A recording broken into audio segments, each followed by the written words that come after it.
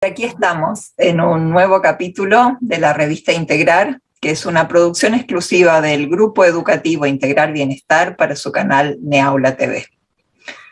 Hoy vamos a abordar justamente un tema que está vinculado a nuestro quehacer en el área de la educación. Tenemos una concepción de la clase del siglo XIX. Antes a nadie le interesaba o no era muy importante aprender a escribir o que las personas supiesen escribir, hasta que apareció la imprenta. Muchos reyes no sabían escribir, tenían a sus copistas. El mismo Jesús no sabía escribir, o por lo menos no tenemos registro de ello. Hasta que las personas comenzaron a escribir, y eso se hizo realmente una aventura, se hizo algo fantástico. Por eso, para hablarnos del tema, hoy está con nosotros una especialista. Ella es Susana Ortega de Ocebar, es profesora honoraria de la Facultad de Educación de la Universidad Nacional de Cuyo, y vino hasta aquí para develarnos varias incógnitas que tenemos. Varias incógnitas que nos hemos planteado, entre ellas, si estamos manteniendo una forma de aprender a leer y escribir desde hace 100 años, si hemos realizado cambios en este tiempo y cómo se han manifestado, si debemos adoptar una forma más moderna, más adecuada a este momento actual, si esos cambios han dejado de lado uno de los procesos más importantes de la educación, que es justamente aprender a socializar, y cómo es el contexto que nos está tocando. Bienvenida, Susana, a nuestro espacio. ¿Cómo estás? Buen día, María. Muchas gracias por esta invitación. Estoy muy bien y muy contenta de compartir con ustedes algunos conocimientos que hacen a mi área de investigación específicamente. Cuando hablamos de la crisis de la educación, sobre todo en la Argentina, sobre todo en el contexto actual, generalmente remitimos la problemática al ámbito económico, a la falta de presupuesto, a la caída general de la economía. Pero si analizamos los métodos de la lectoescritura aplicados a la educación en la Argentina, nos vamos más bien a un origen de orden ideológico. Partimos de esa amorosa concepción de la psicogénesis del aprendizaje, pasamos por métodos globales, la creencia de que el niño aprende de manera intuitiva, de que aprende solo, y que el maestro actúa como un guía en ese proceso. Estas, Susana, son teorías ampliamente aplicadas como fracasadas. ¿Podrías darnos tu visión como docente en todos estos años? Sí, bueno, me gustaría aclarar en principio algunos de estos conceptos que han circulado en los últimos tiempos a través de distintos artículos. En primer lugar, quería hacer una reflexión sobre lo que vos marcaste al inicio, que cuando empezó la escritura, con las nuevas investigaciones de las neurociencias con las que estamos trabajando, particularmente la neurolingüística, se descubrió que nuestro cerebro no estaba preparado ni para leer ni para escribir, o sea que tuvo que desarrollar nuevas áreas basadas en esa neuroplasticidad que tiene el cerebro, y así fue creando áreas propias para la lectura y para la escritura. Por eso, en principio, ya desde los aportes de la psicolingüística en el siglo pasado y de la neuro en este siglo, no hablamos más de lectoescritura, porque son dos procesos completamente independientes. Por un lado, si bien se unen, interactúan entre sí y demás, una persona puede leer, puede aprender a leer y no escribir nunca, o puede escribir y no leer. Son procesos totalmente independientes. Esto sería una primera aclaración, porque me voy a referir siempre a lectura y escritura. En cuanto a los métodos, yo te diría que a partir de las investigaciones de Emilia Ferreiro, que fueron excelentes, se descubrió que una visión basada en el niño y no basada en el adulto como tenían los métodos anteriores. O sea, si nosotros hablamos de los métodos tradicionales, tanto analíticos como sintéticos, partían de lo que para el adulto era más fácil, supuestamente para el niño, pero no tenían en cuenta al niño. El aporte de Emilia Ferreiro consistió precisamente en salir de esa visión adultocéntrica y centrarla en el niño.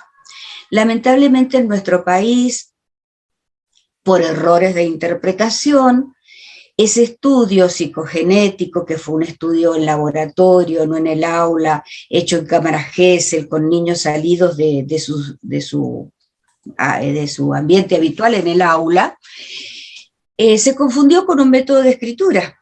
Y así fue como se dejó a los niños que supuestamente iban a aprender solos, inmersos en lo que el lenguaje total llama un baño de lectura en el lenguaje, y en la que el docente perdió su rol central y pasó a ser como una simple guía. Esto, a mi modo de ver, no se aplicó de igual manera, ni en toda América Latina, ni en toda la Argentina. Hubo, por lo menos hablo de Mendoza, mi ciudad, hubo grupos radicales basados en la psicogénesis y grupos que se negaron a aprenderla.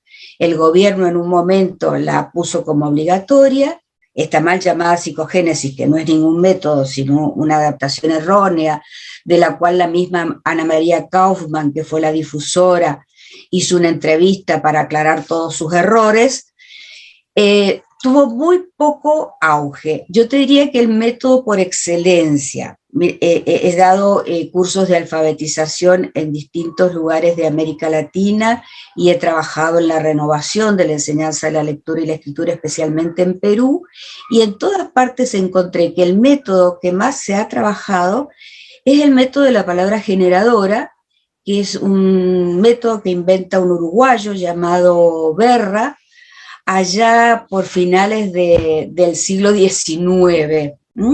Y con ese método probablemente aprendiste vos, aprendí yo, aprendimos todos con las famosas frases para enseñar una letra específica, con mi mamá me mima, Emma ama mamá, Susi asa seis sososo, todas esas frases que según Quino inmortalizó en su famosa Mafalda, los abnegados escritores escriban para que nosotros aprendamos a leer. Esto fue lo que dominó en nuestro país, a mi criterio, mucho más que la psicogénesis. De todas maneras, y respondiendo también a otra de las preguntas, el rol del maestro tiene que ser un rol de acompañante, de motivador, de guía, pero también de enseñante. Nosotros cuando hablamos de lenguaje oral, decimos que la lengua oral se adquiere. Y cuando hablamos de escritura, decimos que se aprende, porque solo son muy pocos los niños que logran aprender a leer y escribir, porque escribir es una de las habilidades más complejas, igual que la lectura, a la que se enfrenta un ser humano. Entonces es muy extraño que un niño por sí mismo pueda hacerlo. Y precisamente estas primeras investigaciones que se llamaron de alfabetización emergente, que demostraban que los niños iban desarrollando sus propios principios, sí, es verdad, se hicieron, y lo que no se remarcó con suficiente claridad es que eran niños que pertenecían todos a hogares altamente alfabetizados, en donde la lectura y la escritura forman parte de la vida cotidiana. Pero lamentablemente existe un gran porcentaje de población que no está inserto en un hogar alfabetizado, y entonces no tienen instancias de interactuar con el lenguaje escrito. A partir de eso y de ver el fracaso durante 10 años de supuestamente esta inversión en el lenguaje y esto de que los niños aprendían solos, se comenzó a hablar de alfabetización temprana y entonces como que se le empezó a dar importancia a dos fases de la alfabetización. La temprana, que es la que se debe realizar antes del ingreso a la escolaridad obligatoria, y la alfabetización convencional o avanzada, que es la que parte de primer grado, diríamos así. ¿Dónde se producen las desigualdades? En esta alfabetización temprana. ¿Por qué? Porque allí los niños, como decíamos recién, que están en hogares letrados, altamente alfabetizados, llegan a la escuela con una gran ventaja sobre los que no han estado en ese tipo de hogares. Y cuando están en un aula, están todos juntos y cada uno está en un proceso totalmente distinto. Por eso actualmente se trata desde que los jardines maternales y las salitas de 4 y de 5 estén alfabetizadas en este sentido de que es de alfabetización temprana, lo que hacen los papás en el hogar, ¿no? No de enseñar directamente, sí, sino que tomar estrategias como leerles a los niños, hacer una lectura interactiva con ellos, hacer que observen carteles, poner un entorno letrado en el aula, hacer distintos juegos. Nosotros hemos hecho nuestra última investigación fue estudiar los predictores del lenguaje y seguimos a los chiquitos desde la sala de 5 hasta tercer grado. Y bueno, trabajamos básicamente con los niños con muchos juegos, conciencia fonológica, conciencia grafémica, velocidad de denominación y un tema nuevo que es muy poco explorado en nuestro país, pero sí en Francia, que es movilidad enunciativa. O sea, esa capacidad de adaptar los enunciados de la oralidad a los de la escritura. Esto nos dio muy buenos resultados, pero saltó otra vez lo que yo te estaba diciendo. Los niños de las escuelas urbanas, cuando terminó primer grado, habían logrado su relación fonema-grafema, podían escribir y podían leer. Los chicos de las escuelas vulneradas, solamente un 30% había logrado esa relación y el 70% no podía ni leer ni escribir. Sabes, Susana, que justamente sobre este tema queremos preguntarte una preocupación un poco que se nos ha manifestado y que la hemos charlado en las reuniones previas que tuvimos para preparar esta reunión de hoy. Sabemos que los niños de primer grado pueden aprender a leer, a escribir y a comprender, inclusive en contextos vulnerables como nosotros llamamos aquí las villas de emergencia, Claro. En espacios como por ejemplo las escuelas bilingües de los QOM, y en ciertos medios rurales que para la región NEA del país también son típicas. Los niños tienen que recorrer desde pequeños grandes distancias por ahí para asistir a esa etapa de escolarización, por lo menos la primaria, ¿no? ¿Todos esos ambientes en los que vos trabajaste confirman de que esto es posible o hay otra realidad referida a esto que hablabas de las escuelas urbanas? Yo creo que es posible si se contemplan todas las variables que inciden en el proceso de alfabetización, que son muchas, como está lo económico, como vos decías recién.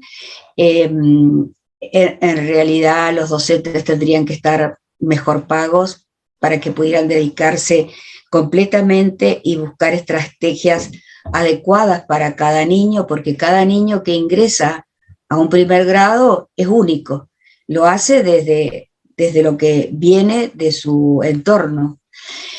Otra de las variables es tener en cuenta el entorno cultural, social, donde está inserto ese niño, ¿no?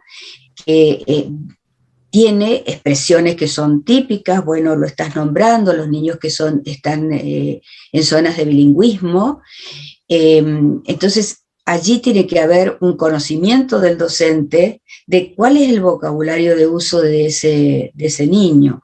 Yo por eso siempre en mis largos años de docencia me he opuesto al pedido de un libro único, en el sentido de que el docente tiene que conocer cuáles son los intereses y cuál es el vocabulario más común del niño para partir de eso y abrirle una gran serie de posibilidades a través de lecturas variadas, ¿no?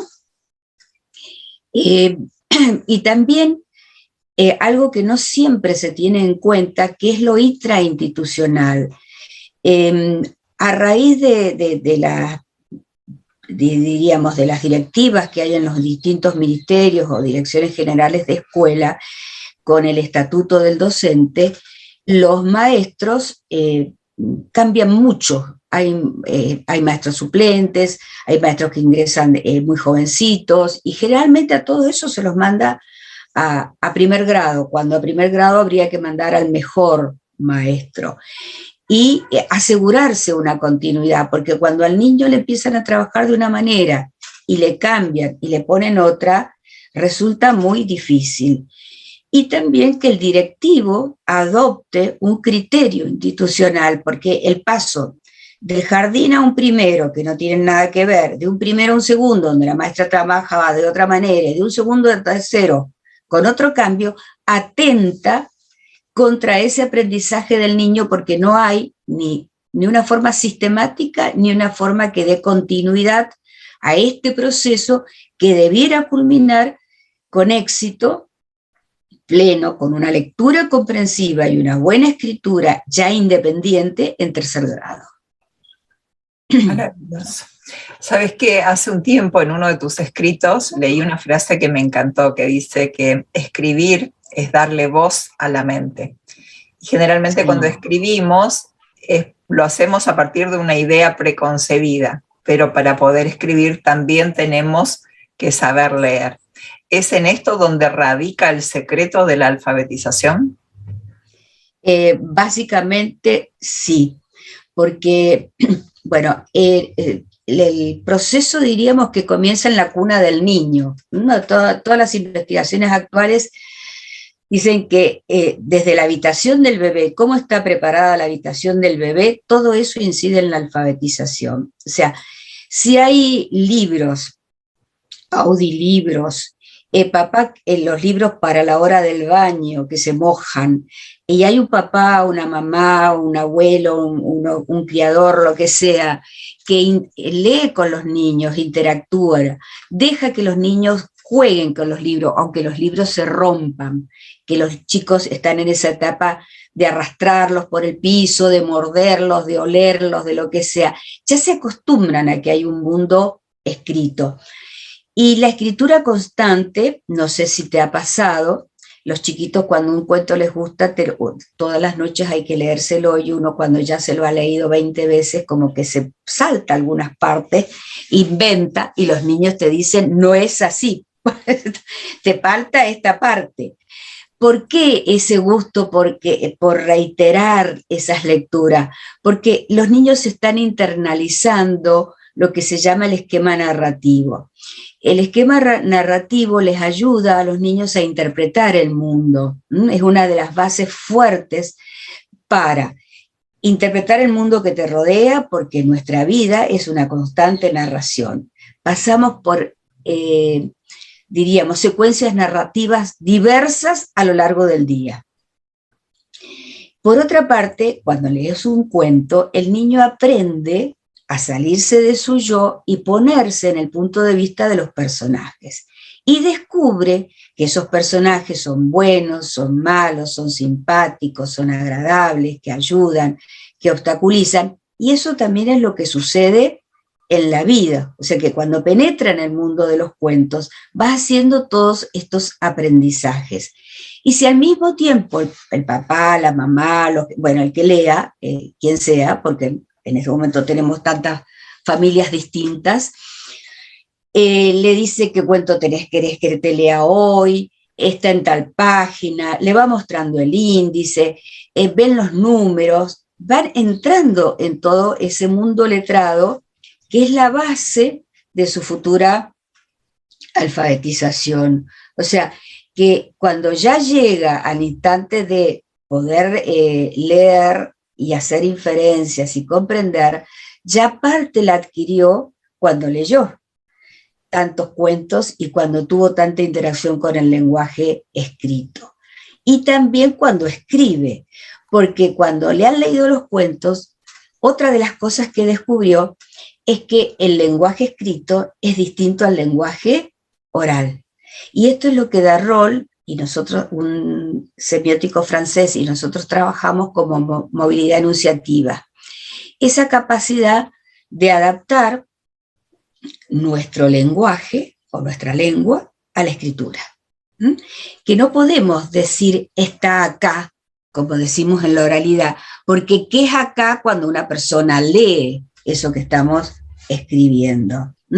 Entonces, el niño aprende que en los cuentos, cuando usa un deíctico, como acá o allí, al lado tiene la aclaración, allí, en el medio del bosque, estaba el cervatillo, o estaba la jirafa, ¿sí? Entonces se va internalizando ese lenguaje escrito y le ayuda también, no solo en la escritura, a hacer las inferencias, a trabajar comprensivamente, sino también en la escritura. Excelente, excelente la aclaración. Cuando hablamos de alfabetización, necesariamente tenemos que hablar de su opuesto, que es el analfabetismo. Cuando hablamos de analfabetismo funcional, ¿de qué hablamos realmente y quiénes son esos analfabetos?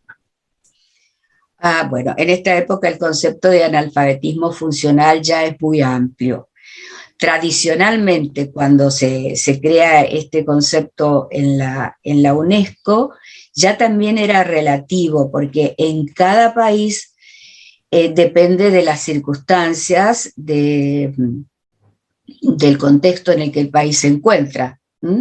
Por ejemplo, bueno, yo dirigí, porque bueno, tengo tantos años de trabajo, que dirigí el Plan Nacional de Alfabetización en la época del doctor Alfonsín. Y en esa época, por ejemplo, en nuestro país ser analfabeto funcional era haber adquirido los rudimentos básicos de lectura y escritura y cálculo que te sirven mínimamente para desenvolverte en la sociedad, pero en cuestiones mínimas y básicas. Pero en Estados Unidos, que siempre recuerdo la anécdota, fueron varios diputados nuestros elegidos en nuestra naciente democracia, y se encontraron con que tenían que llenar numerosos formularios en forma digital. Y entonces en Estados Unidos el que estaba alfabetizado tenía que tener todo el manejo de la parte digital, si no era un analfabeto funcional. Entonces es como relativo, pero siempre va a quedar como característica principal de un analfabeto funcional aquel que adquirió conocimientos básicos que no les sirven para desempeñarse adecuadamente en la sociedad y actuar con un sentido crítico. Referido a esto y a la incursión de esta alfabetización funcional, hay una herramienta que no podemos negar que ha impactado en el ámbito de la educación y está vinculada a las nuevas tecnologías. Para bien o para mal, Internet ha incursionado en el ámbito de la educación y mucho más en estos 2 últimos años de pandemia, donde fue hasta un mal necesario, podría decirlo, porque fue la herramienta clave que hizo que la educación como sector de la sociedad, y tal vez el más golpeado, tuviera que agudizar el ingenio para aprovechar todos los recursos y sostener ese vínculo pedagógico entre la escuela y los alumnos, para no perderlos, ¿no? Ahora, ¿cómo protegernos contra la manipulación, esas burbujas ideológicas que se pueden crear a través de Internet, tal vez las noticias falsas y tantos otros desafíos digitales, justamente por esta diversidad y multiplicidad de información que Internet pone a disposición al momento de utilizar el recurso? Sí, bueno, esta es una de las grandes dificultades. Marianne Wolf, que es una neurolingüística estadounidense, considera que en este momento la alfabetización tiene que ser una bialfabetización, o sea, en soporte papel y en soporte digital. Porque si en soporte papel preparamos a nuestros niños, a nuestros jóvenes especialmente, en una lectura que llamamos profunda, en que pueda hacer realmente las inferencias, interpretar las analogías, las comparaciones, extraer todo el significado de un texto, va a poder en el ámbito digital hacer realmente lo mismo. Entonces ella dice que frente a estos desafíos tendríamos que ir trabajando la mente de los niños en paralelo en la alfabetización convencional y en la analógica y en la digital, para que no se produzca este desfasaje y no pierda, o sea, el sentido final de la alfabetización, ya sea analógica o digital, es formar a un lector y a un escritor crítico, que pueda juzgar la realidad y la verdad del mundo que lo rodea y actuar en ese mundo. Y eso lo vamos a conseguir solo si trabajamos hacia una lectura profunda, hacia una lectura que permita hacer realmente el análisis crítico de lo que se está leyendo, en cualquier soporte que sea. No es fácil. Sí, Susana, ¿cómo podríamos crear entornos en línea que respeten la autonomía humana y que promuevan la verdad, sobre todo desde el ámbito de la educación? Bueno, yo creo que históricamente lo que se debe evitar en la educación es que el docente dé su propia mirada o una mirada única. El docente tiene que abrir un amplio abanico y de un mismo tema, debatir con los niños distintas opiniones, distintas posturas, distintos tipos de ver ese texto para que se acostumbre a juzgar. Nosotros hicimos una investigación que nos dio muchísimo resultado, que la hicimos, bueno, yo siempre trabajo en general en las investigaciones con mi equipo en el primer ciclo. Y hicimos una investigación sobre la enseñanza de los textos argumentativos. El tema que eligieron los chicos fue precisamente el tema de las redes sociales. Entonces, nosotros, al enseñarlo en forma sistemática, fue una secuencia que se aplicó durante varios meses a los niñitos de tercer grado, pequeñitos, les fuimos mostrando de un mismo tema distintas lecturas. O sea, cómo unos estaban a favor, otros estaban en contra, otros ni a favor ni en contra, y entonces después veíamos qué opinaban ellos, quién tenía razón sobre este tema. Como eran pequeños, muchas veces lo hicimos dramatizándolo. Por ejemplo, un tema que planteamos en ese momento que estábamos haciendo la investigación, se les habían entregado las computadoras gratis a los chicos que estaban en el último grado de la secundaria. Entonces hicimos ver el video donde la presidenta de ese momento hablaba de la entrega de estas computadoras y les planteamos si a ellos les parecía bien que esto estuviera así. Hicimos un cuestionario para que ellos llevaran a sus casas, les preguntaran a los papás, a los abuelos, a los amiguitos, y luego hicimos una dramatización en que algunos niños eran los niños de tercero, otros eran los niños del secundario, otros eran los padres y otros eran los profesores de la secundaria y los maestros. Y cada uno iba dando su punto de vista. Entonces como que van descubriendo ahí en vivo, analizando las distintas situaciones, que siempre hay que buscar un punto de vista que a nosotros nos parezca el adecuado, porque nos pueden presentar la realidad de muchas maneras distintas.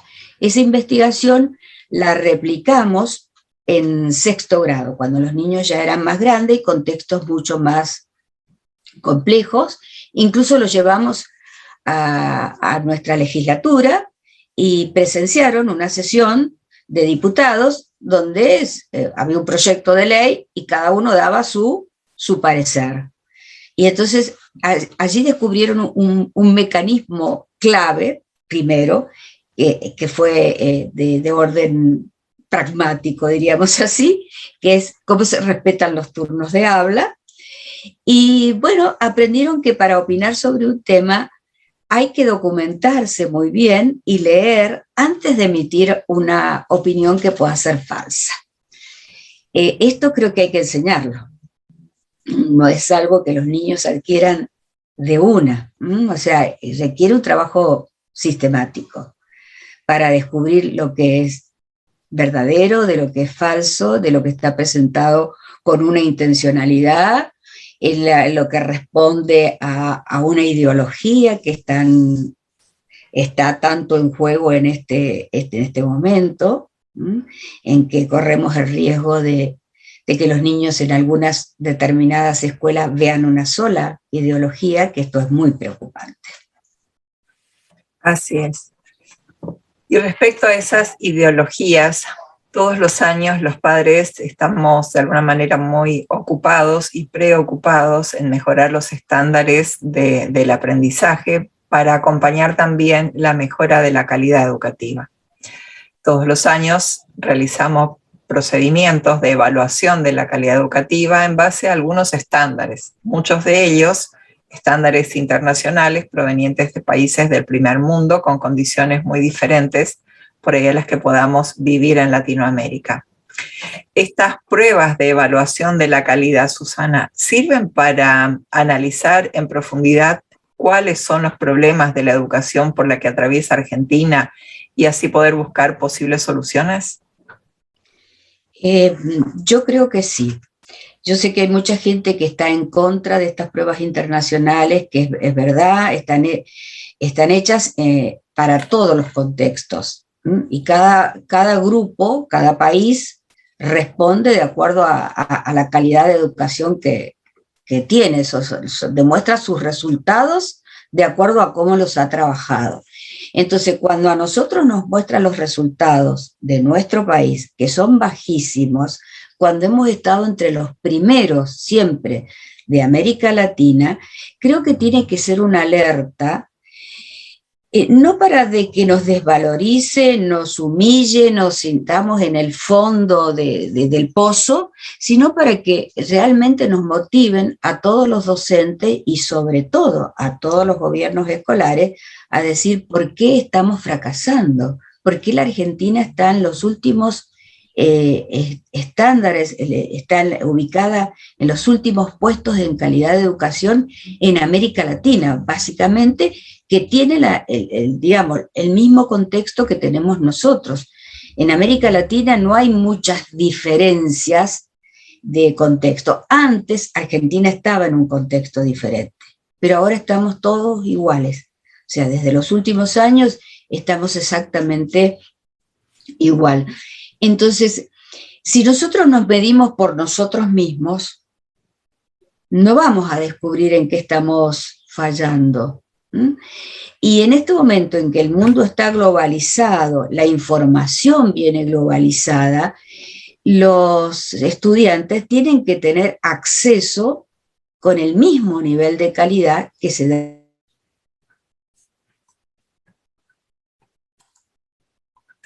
Baja total. Hace muchos años atrás ya, nuestros profesionales que egresaban de las universidades argentinas eran los mejores preparados y se los requería en todas partes del mundo. Y en este momento no están superando ni siquiera el llenado de las pruebas de admisión en muchos casos. Y esto nos tiene que preocupar terriblemente, porque quiere decir que nosotros estamos trabajando para un mundo pequeñito, que es el nuestro, y no para esa visión global que se tiene que tener en este momento. O sea, Internet, para bien o para mal, nos instaló en el mundo, estamos en el mundo. Y si tenemos que entrar a trabajar en ese mundo, tenemos que tener las herramientas necesarias para no fracasar. Entonces, yo creo que las pruebas hay que tomarlas como un buen diagnóstico que nos permita a nosotros buscar las estrategias adecuadas para superar los problemas que tenemos. Así es. Susana, en algunos trabajos que leímos, dan cuenta de que los ingenieros, o muchos de ellos por lo menos que trabajan en Silicon Valley, prefieren que sus niños no tomen contacto con las nuevas tecnologías a temprana edad. Sin embargo, muchos papás y docentes sí lo prefieren. De hecho, la mayoría de nuestros docentes más antiguos a lo mejor no tienen conocimiento de lo que son las nuevas tecnologías porque no existían cuando nosotros éramos chicos y no las teníamos a disposición cuando hicimos nuestra formación como docentes. ¿Cuándo, a tu criterio, hay que comenzar a usar estas nuevas tecnologías en el espacio del aula? Si es conveniente que los chicos utilicen las tablets, por ejemplo, las notebooks. De hecho, tenemos el programa Conectar Igualdad disponible y con esta herramienta a disposición. Y si estas nuevas tecnologías van a ayudar a que los niños realmente desarrollen un proceso de alfabetización completo. Bueno, difícil esto. Es difícil porque si lo manejáramos solo en la escuela sería una situación, pero los niños están en la casa, con las tablets, con los teléfonos, con las notebooks, con las computadoras, con todo. Entonces, es una decisión familiar y una decisión escolar, que no puede ignorar lo que los niños hicieron en la casa. Estamos lo mismo que cuando yo te hablaba de alfabetización temprana, unos la tuvieron y otros no la tuvieron. O sea, en esto de la pandemia nosotros vimos cómo en las escuelas urbanas que nosotros teníamos bajo la investigación, todos los niños estaban conectados, todos los niños tenían su tablet, todos tenían computadora en la casa, no había problemas. Pero en las escuelas que nosotros llamamos vulneradas, que están en sectores socioeconómicos muy bajos, a lo mejor había un teléfono y en la casa eran 6 niños y se tenían que alternar para poder escuchar las clases. Y en muchos casos no había conectividad, que es otro problema. Entonces la maestra tenía que llevarle las cosas a la casa. Bueno, todos estos problemas que surgieron en la pandemia, que es la que puso, digamos, en foco toda esta nueva situación. Yo creo que digamos, no puede nunca haber un exceso de medios digitales en un niño pequeño. Tiene que ser muy limitado con un horario que pongan los padres. Y eso tiene que estar alternado con los soportes tradicionales. O sea, el niño puede ver un cuento, puede jugar un juego en la computadora, pero también tiene que tener el cuento leído por el papá o la mamá todas las noches en la cama, tener el acceso al material escrito que está en el medio. O sea, tiene que ser de una manera equilibrada. Si eso se hace así en la primera infancia, ya en la escuela se puede alternar perfectamente el uso de las computadoras. Una de mis tesistas, dirijo una maestría en lectura y escritura que ya está en su fase final, pero una tesis excelente que dirigí y codirigió un profesor de filosofía y letra, Luis Aguirre, que es muy experto en medios digitales. Fabiana estudió en nivel medio, nivel secundario, donde había mayor producción de escritura creativa, si en el medio analógico o en el medio digital. Y en chicos que estaban altamente digitalizados, porque es una escuela que tiene laboratorio, que les dan clases de computación y demás. Y no, en general hubo una diferencia en estos chicos a favor de la escritura analógica en muchos aspectos. En algunos aspectos, como los aspectos formales, dio mayor índice de resultados la alfabetización, digamos, digital, y en otros la analógica. Estamos hablando en este caso de niños que estaban de jóvenes, del segundo año del secundario, pero que habían hecho todo su proceso en la misma escuela y desde pequeños habían tenido el empleo de medios digitales. Entonces también en estos casos tendremos que tener algo que es inevitable, ¿no? Que es tener en cuenta el contexto en el que el niño está inserto. ¿No? Porque el aprendizaje, desde que lo dijo Vygotsky hace mucho tiempo, se construye en interacción social. Esto es inevitable.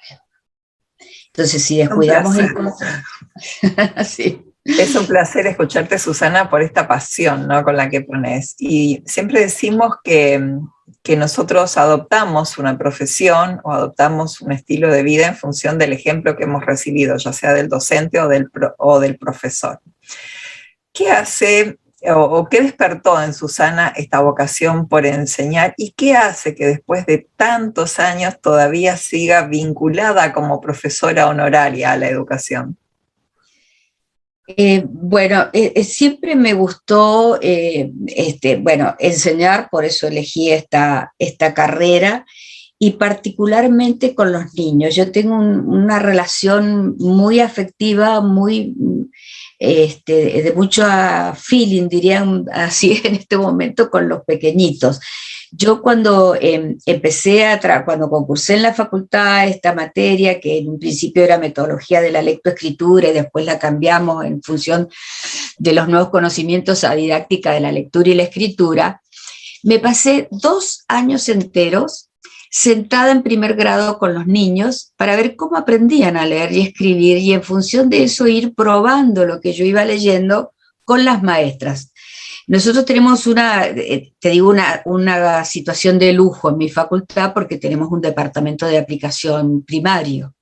Entonces, todo lo que nosotros investigamos en la facultad lo podemos aplicar en el departamento de aplicación. Y las maestras pueden ser técnicas en nuestros equipos, se pueden ascribir a nuestras cátedras.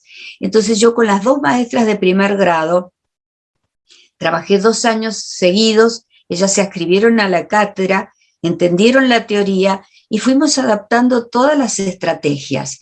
Y yo te digo, me sentaba allí con los niños, ataba cordones, limpiaba mocos, todo lo que hace una maestra, y veía los razonamientos que hacían los chicos hasta que descubrí ese momento mágico en que ellos les hace clic en el cerebro esta relación entre ese fonema que están pronunciando y ese grafema que se escribe, y de allí en más partí todos mis estudios y todas mis investigaciones, que como vos decís, no finalizan porque ahora hemos empezado una investigación nueva que yo ya no dirijo, no quiero dirigir porque no quiero más la parte burocrática, rendir cuentas, elaborar los informes, estar pendientes de los plazos y demás, pero ahora estamos empezando una nueva investigación con un aparatito que se llama Age Tracking, que lo pones sobre una computadora y te muestra los movimientos oculares que hacen los niños al leer,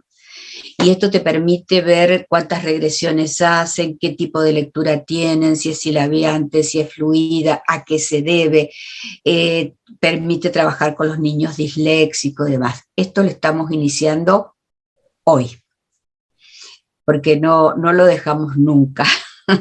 Es así. Susana, creo que sos una de las personas en este momento con mayor autoridad para hablarnos de la educación que se viene en Argentina. Argentina como país adhirió a los Objetivos de Naciones Unidas para el Desarrollo, y entre ellos el capítulo 4 habla justamente de educación. ¿Cómo ves la educación hacia el próximo decenio? ¿Crees que para el 2030 alcancemos los objetivos? En este momento te diría que tal como está la educación lo veo difícil, pero bueno, dependerá del empeño que ponga el gobierno nacional y los distintos gobiernos provinciales en alcanzar esas metas que se proponen, ¿no? Pero estamos en niveles muy, muy bajos. No sé en otras provincias cómo estarán, pero acá en Mendoza, por ejemplo, hay algo que para mí constituye un error metodológico, que se habla de unidad pedagógica todo el primer ciclo y entonces los niños pasan automáticamente de primero a segundo y de segundo a tercero, y recién en tercer grado se decide qué van a hacer con ellos. Esto hace que se pierdan varios años, o sea, se evita la repetición, pero no se evita el fracaso, porque si un niño cuando está en tercer grado no aprendió ni a leer ni a escribir, es tarde para ayudarlos. Nosotros siempre en nuestras investigaciones, siempre siguiendo a Darrol, que él trabaja en la prevención primaria del fracaso escolar, creemos que el docente se tiene que ir adelantando y a estar siempre un paso más allá del niño para saber qué dificultades tienes y ayudarlo en el momento oportuno. Si vos dejaste pasar 3 años, es muy tarde y es probable que ese niño fracase. En Estados Unidos y en países desarrollados consideran que cuarto grado es la línea que te marca el éxito o el fracaso de un lector y un escritor. O sea que si el niño de cuarto grado, que finaliza cuarto grado, no lee comprensivamente y no es un escritor autónomo, es un niño que va a fracasar. Entonces yo creo que cuanto antes pongamos el énfasis, que el énfasis hay que ponerlo en el primer ciclo, que es lo que te da la fuerza para todos los niveles siguientes, va a ser difícil alcanzar esas metas. Ojalá el gobierno cambie de opinión o cambie de ideología o cambie de lo que sea, pero tiene que haber un cambio profundo, porque en este momento, como yo encuentro que la educación a nivel nacional está en manos de nadie. Yo siempre digo lo que pienso, me juego por eso y creo que no se han implementado medidas adecuadas. Incluso esta cuarentena interminable que tuvimos, que atentó tanto contra los alumnos, provincias como las del sur que no tienen clase desde antes de la pandemia, te hacen pensar un poco pesimista, con una visión pesimista de que podamos lograrla. Pero bueno, quienes trabajamos en educación siempre tenemos que ser optimistas y pensar que en algún momento se va a entender la importancia de la educación, se le van a dar los recursos que necesita y vamos a salir adelante. Eso espero. Son tantos los temas que se me vienen a la mente ahora vinculados a la formación de formadores también, este concepto tan lindo que decías, que los niños de primer grado deberían en realidad tener a sus mejores maestros, y me hace pensar mucho a nuestro proceso de formación, de cuando estuvimos en esos primeros grados con esos niños tan ávidos de aprendizaje. Y hoy es como que la educación, que debería ser la base de la sociedad, está en un estadio casi indiferente y hasta uno de los más vulnerables como pilar de la sociedad. Desde tu experiencia en todos estos años, desde que fuiste alumna, tu formación como docente, ¿cuál es tu valoración objetiva respecto de la educación argentina hacia el 2030? Yo creo que la educación argentina tiene que mejorar ampliamente, tiene que superar muchas instancias que pasan por lo cultural, por lo social y por lo económico. Te digo por qué por lo social. Es sabido, y esto me animo también a decirlo, es una verdad que muchos ocultan, que las carreras de formación docente, sobre todo de primaria, las eligen aquellas personas de menos recursos económicos, porque saben que el resto de las carreras son muy caras, que no las van a poder enfrentar, que no las van a poder superar. Y después por lo económico, porque está ligado a lo anterior, los docentes son, los peores pagos en nuestro país. Tienen un sueldo que no valoriza la función y el rol que tenían en años anteriores. Digamos, en muchas décadas hacia atrás, en las décadas en que por lo menos yo me inicié en la docencia, donde el rol del docente era altamente valorizado en el medio social. Y también por lo cultural, porque uno descubre que el bagaje de conocimiento que tienen los jóvenes que ingresan a la universidad es mínimo comparado con el que teníamos en años anteriores. Esto de que todo lo busco en Google, que pego y copio, que se llama, los neurolingüistas le llaman a esto la lectura del saltamonte. Vamos picoteando de un lado a otro, busco esto porque me lo pidieron, lo copio, lo leo rapidito, lo pego, hice mi tarea y me desprendo. Y son pocos los que profundizan sobre un tema. Entonces, esa enciclopedia que nosotros tenemos en nuestro cerebro necesita ser nutrida y los jóvenes no la tienen tan nutrida.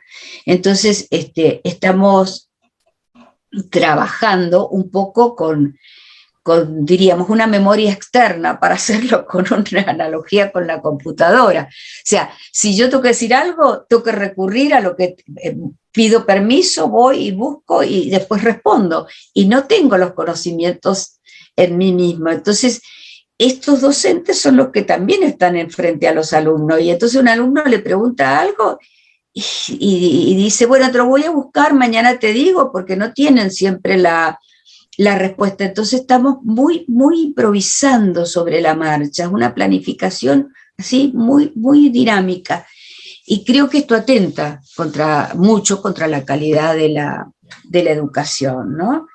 Y suceden situaciones todos los días que la estamos viendo con los jóvenes profesionales, que no tienen, en los últimos años que yo trabajé, me volvía loca con las faltas ortográficas en las secuencias que preparaban para dar clase. Entonces, ¿cómo vas a enseñar a un niño ortografía? ¿Cómo le vas a enseñar a tener conciencia grafémica y entender que eso es una habilidad metalingüística si uno no la tiene internalizada en sí mismo? Entonces, creo que tiene que haber un cambio muy profundo para que al 2030 lleguemos con altos estándares de calidad. Así es. La verdad que la verdad es dura y cruel, pero es la verdad, refleja la situación actual de nuestra educación en Argentina. Susana, me quedaría horas hablando contigo, es un tema apasionante y es un deleite total escucharte con esa verborragia tan fluida, tan precisa y con conceptos tan claros también vinculados a nuestra educación, al ámbito que amamos. Quiero agradecerte en nombre de todos quienes hacemos el grupo educativo Integrar Bienestar y en especial a quienes están produciendo nuestro canal Neaula TV por este espacio, por tu buena disposición y por donar tu tiempo a transmitir estos conocimientos que tan amorosamente has transmitido hoy. Bueno, muchas gracias. Para mí un placer, porque realmente es lo que amo hacer. Y en esta instancia de mi vida, que ya estoy jubilada y que me dedico un poco a escribir y a editar y a tener nuevos conocimientos, el no estar en el aula me permite gozar de transmitir de esta manera mi conocimiento, que lo amo. Y para completar este proceso de alfabetización de alguna manera con esta nota, para nuestros seguidores del canal Neaula TV que nos ven en sonido e imagen, los invitamos también a leer nuestra revista digital, donde en el próximo número Susana va a tener una nota muy destacada. Bueno, muchas gracias. Gracias a vos, Susana. Nos volvemos a encontrar en el próximo capítulo de la revista Integrar para el canal Neaula TV. Bueno, un gusto. Y cuando quieras, ya sabes que puedes comunicarte. Gracias. Un saludo especial a toda la audiencia de ustedes, a esa tierra bella y hermosa que he tenido el placer de visitar 2 veces, aunque estemos tan lejos. Bien, muchísimas gracias.